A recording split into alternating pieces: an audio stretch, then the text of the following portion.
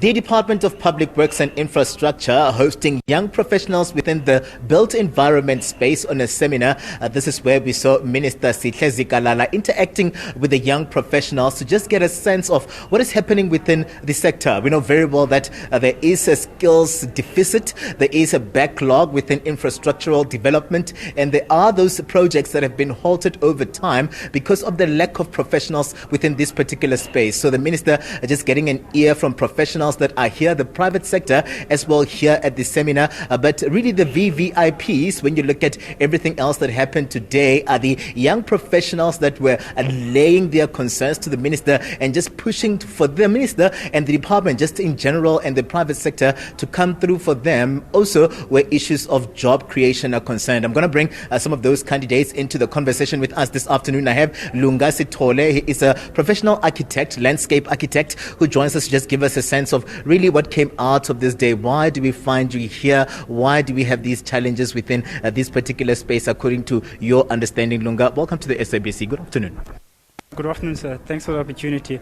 So I would like to just start off by highlighting myself and giving context. So my name is Sihle. I'm a professional landscape architect.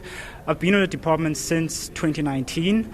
So today we came here and I came with the sole question of, has the department actually lost the capacity to procure and deliver on infrastructure projects?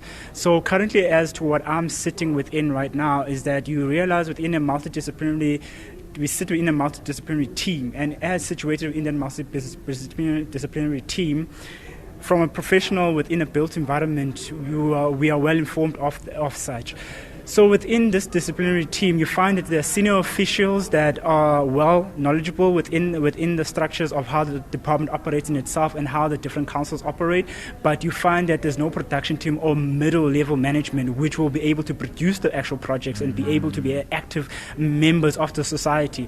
And you have your candidate level. So myself currently, as I'm situated in the department, I've been in the department for about 6 years now. So there's been a realization that there's not enough mid management, which the mid management will actually be the ones to deliver on projects.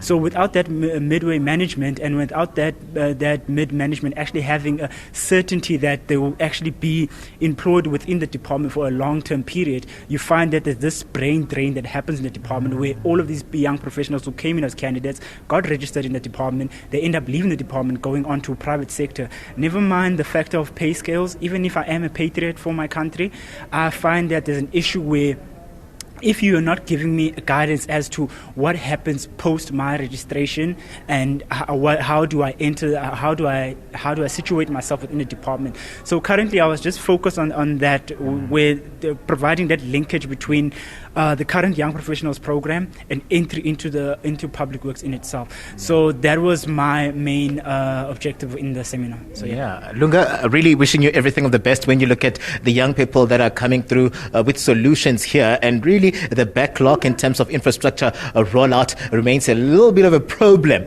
even for those that are within this particular space. I'm going to bring Kanimambo into the conversation now. Kanimambo, you're also one of the panelists here in terms of really what young people would like to see within this space, pushing for a transformation, and also talking about the lack of mentorship that is really at the crux of why then most of these young professionals would end up just leaving the sector. Welcome to the SABC. Give us a sense of what the challenges are within this space.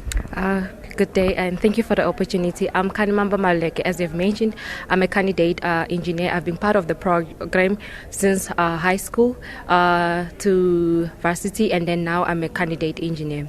As part of the panel, I've mentioned that the challenges that we actually encounter is regarding with the lack of mentorship.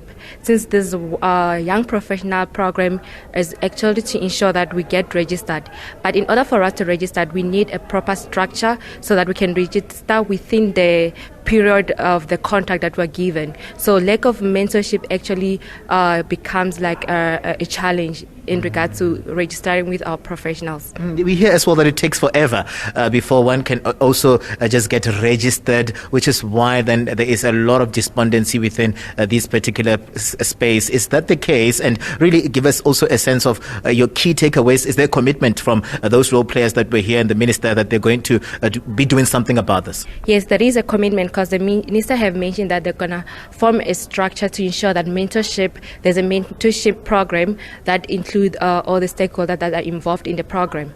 Yeah, no, Kanimambo, everything of the best. Hopefully, those challenges that were laid here will find meaning within the department, and they're looking at ensuring that they have more intake of these young professionals that will go through the bursary scheme of the department. At the end of the day, graduate, find meaning within this particular space, but also just making a clarion call to all of the departments to ensure that they take some of these people, these young ones that have graduated here as professionals, and they're sitting at home without jobs. I'm Katlego Legodi for SABC News in Pretoria.